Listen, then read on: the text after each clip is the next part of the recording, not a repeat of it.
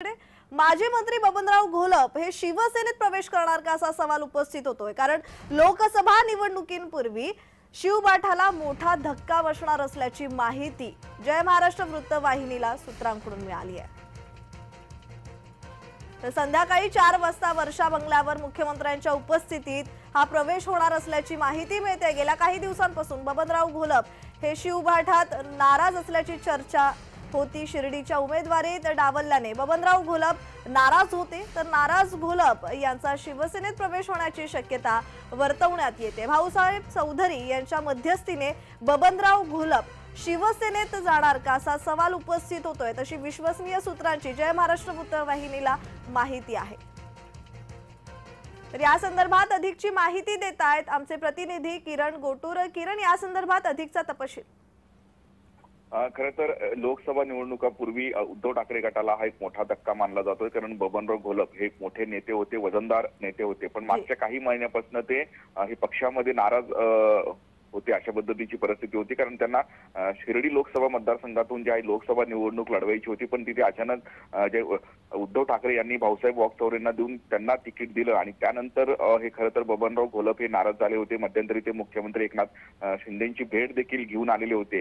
गेल्या अनेक दिवसांपासून ते शिवसेना एकनाथ शिंदे गटात खरं तर प्रवेश करतील एक अशा पद्धतीची माहिती मिळत होते। पण आतापर्यंत त्यांनी वेट अँड वॉचची भूमिका घेतलेली होती, पण आज ते खरं तर शिवसेना शिंदे गटात प्रवेश करणार असल्याची माहिती मिळत आहे। आणि एकूणच आपण जर विचार केला तर आगामी लोकसभा ज्या निवडणुका आहेत त्या लोकसभेच्या निवडणुकीच्या अनुषंगाने उद्धव ठाकरे गटाला एक हा मोठा धक्का मानला जातोय। कारण बबनराव घोलप हे माजी मंत्री एकूणच राहिलेले आहेत आणि एक वजनदार नेते म्हणून त्यांची ओळख आहे।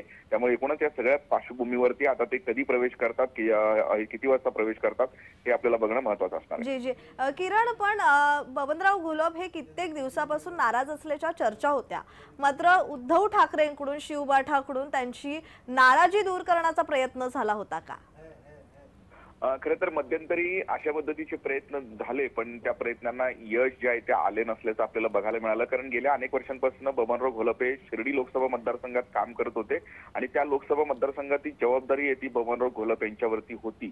पण अचानक उद्धव ठाकरेंनी भाऊसाहेब वागचौरे यांना पक्षामध्ये प्रवेश दिला आणि तेव्हापासूनच बबनराव घोलप हे नाराज झाले अशा पद्धतीची माहिती मिळत होती। आणि गेल्या काही दिवसांपूर्वी उद्धव ठाकरे गटातले काही वरिष्ठ नेत्यांनी बबनराव घोलप यांची समजूत काढण्याचा प्रयत्न केला, पण त्याला फारसं काही यश मिळाले नाही।